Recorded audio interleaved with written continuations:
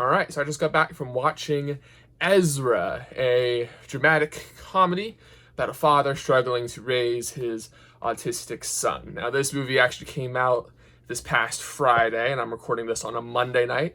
It was kind of a hectic weekend for me, bit of a loaded schedule, so I couldn't quite find the time to watch this, and I figured since there weren't really any big movies coming out this weekend, I could afford to kind of let this one come out a little later anyway.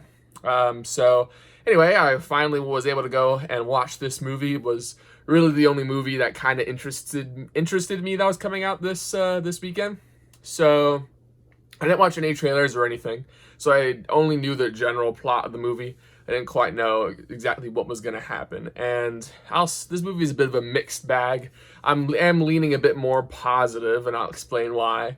To get a full picture of the movie, I'm going to start with the positives.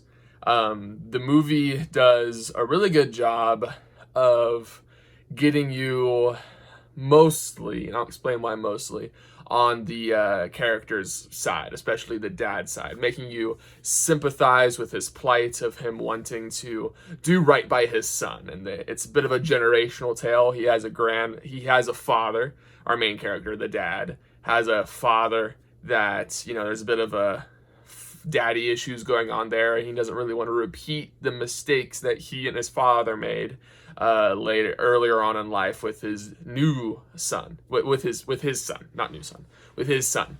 And there's a bit of a tension in his relationship with his wife as well, and they're divorced, and she's got a new boyfriend, and they both have this autistic son, and it's this whole mess. And this movie kind of shows how messy people are. No one's perfect. Everybody is messed up in some way and trying to deal with a lot of crap in our lives.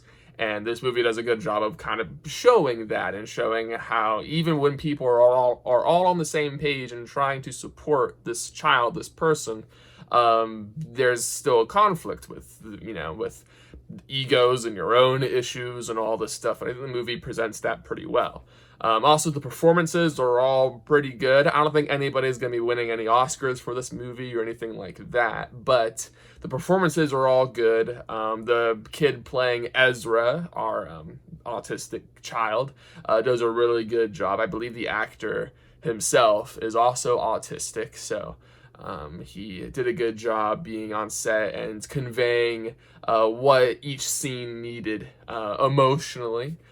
So props, because if the kid was a bad actor and the kid wasn't very good, this whole movie would kind of fall apart. But he's good. He's good in the movie like everybody else is, so that's good.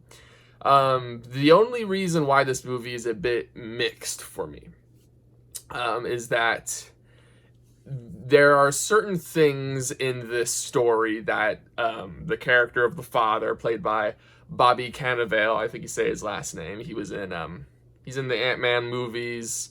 He was in the first reboot Jumanji movie. He's been in a bunch of stuff. This is the first time I've seen him be the main character in something. He was good. He was pretty good. But there's things that his character does that are kind of out there for me, and it made me kind of hard to see this movie in a more realistic light. And there's certain things that he does that kind of jump the shark, if you understand that expression. Just kind of unbelievable. Like, I don't think anybody in their right mind would do that. And they do talk about how in the movie, how the stuff that he does, especially this one act, is absolutely crazy and no one in the right mind would do it. But just because the movie acknowledges that doesn't necessarily mean I completely bought it. And it kind of took me out of the movie a little bit, where I'm like, okay, this is a little fantastic. This is a little crazy. Because the movie doesn't have anything else like that, but he does this crazy thing, and it's like, all right, well, this is a little unbelievable.